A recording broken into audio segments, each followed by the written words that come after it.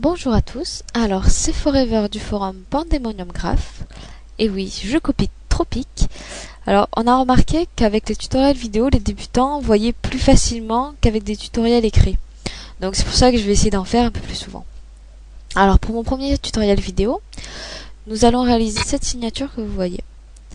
Alors à premier abord, vous pouvez vous dire, elle est compliquée, c'est pas pour les débutants, mais vous allez voir qu'en réalité, elle est super simple à faire. Alors, pour la faire, nous allons d'abord ouvrir un nouveau document. Alors, pour ma part, c'est du 450 par 150. Alors, me demandez pas pourquoi. J'aime bien la forme, tout simplement. Alors, vous allez récupérer votre render. Pour moi, ça va être une asiatique. Pour une fois, ce n'est pas un manga. Bon, on se rapproche, mais... Voilà. Alors, moi, je la mets au milieu. Mais ça, après, ça dépendra vraiment de votre render et de l'impression que vous voulez donner à votre création. Voilà. Ensuite, on va s'attaquer au fond. Alors le fond, c'est super simple. Vous allez prendre la texture.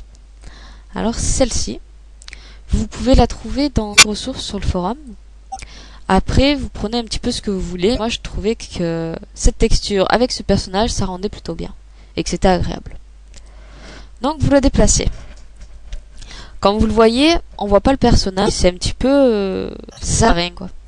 Donc ce que vous allez faire, vous allez déplacer le calque de votre personnage au-dessus, de la texture. Voilà.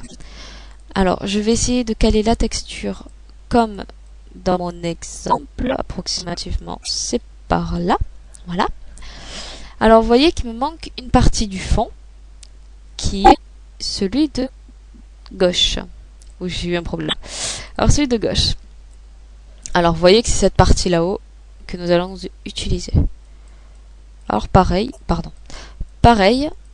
vous le déplacez quelque chose par là. Voilà. Hop. Donc là, vous vous disiez qu'il y a 50% de la signature qui est faite. C'est-à-dire que vous avez le fond, vous avez le render, donc plus que la couleur pastel. Et vous avez fini. Alors, ce qu'on va faire maintenant, vous allez créer un nouveau calque. Voilà. Et nous allons appliquer une image. Donc, image, appliquer une image. Hop là. Alors, à quoi sert ça? Ça sert en fait à avoir tous les calques regroupés sur un seul. D'accord? C'est pour donner un effet de masse en fait. Donc, ici, nous allons le mettre en incrustation. Alors, pourquoi en incrustation? C'est pour accentuer les couleurs de... Désolé pour le Skype. C'est pour accentuer les couleurs de la signature. Mais là, c'est beaucoup trop lumineux, donc je vais baisser l'opacité à 77%. Voilà. Alors, une fois que ça c'est fait, nous allons passer aux courbes de transfert dégradées. Alors, vous allez ici, courbe de transfert. Alors, pour moi, il me faut des couleurs pastel. Donc, si vous ne l'avez pas, vous cliquez sur la petite flèche, vous allez à pastel, et donc soit vous mettez OK, donc... ça mettra que les couleurs pastel, ou alors vous mettez ajouter, ça s'ajoutera à ceux que vous avez déjà sur Photoshop. Donc voilà. Donc vous voyez, le rendu n'est vraiment pas top top. Donc pour arranger ça, on va le passer en mode teinte. Voilà, bon, c'est très rose, ça fait très très fille là, mais on va baisser l'opacité et on va ranger ce petit peu à 50%. Voilà. Alors, la prochaine courbe que nous allons faire, alors c'est des couleurs assez spéciales. Donc, vous avez du 37 68 C9, donc c'est du bleu. Et la deuxième couleur, c'est un 9 59 76 B. J'ai l'impression de jouer au loto, c'est assez formidable. Donc, courbe de transfert avec cette couleur. Cette fois-ci, vous passez le calque en mode luminosité. Donc c'est vilain. Vous baissez l'opacité à 57 et le fond à 66. Voilà. Alors, comme vous voyez, on arrive bientôt à la fin. Il reste quelques étapes. Les couleurs, déjà, ont beaucoup changé depuis le début. Alors, maintenant, nous allons éclaircir un petit peu la création en jouant avec la luminosité et le contraste. Alors en luminosité, vous nous rajoutez un petit plus 9 et en contraste, petit plus 13. Sombre, lumineux, sombre, lumineux. Voilà. Alors, ensuite, on va encore continuer avec une courbe transfert dégradée. Donc cette fois-ci, les couleurs, c'est du noir et du rouge. Donc référence, c'est 39 33 3 1. Et pour le rouge, c'est du DF 331A. Voilà. Donc une nouvelle courbe en noir et rouge. Alors, l'opacité, comme tout à l'heure, opacité 65 et le fond 39. Voilà. Alors à la suite de ça, nous allons appliquer une courbe de lumière.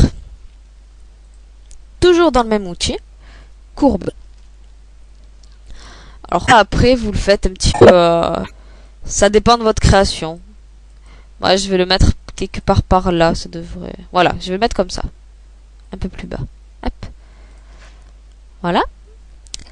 Alors, ensuite, donc on va continuer avec nos courbes transverses, je suis désolée. Donc si vous êtes comme moi et qu'il ne vous reste que les pastels, vous pouvez faire réinitialiser les dégradés, ok, et vous allez avoir celui dont on a besoin, c'est-à-dire celui-là, qui est du violet vers du orange. Alors celui-ci, vous le passez en mode superposition. Alors là déjà vous voyez qu'on arrive presque au rendu final. Hein. Donc en superposition, vous baissez l'opacité à 60. Voilà. Vous allez rajouter encore une petite courbe de transfert du noir vers le blanc qui est ici. Alors celle-ci vous la mettez en lumière tamisée. Hop là.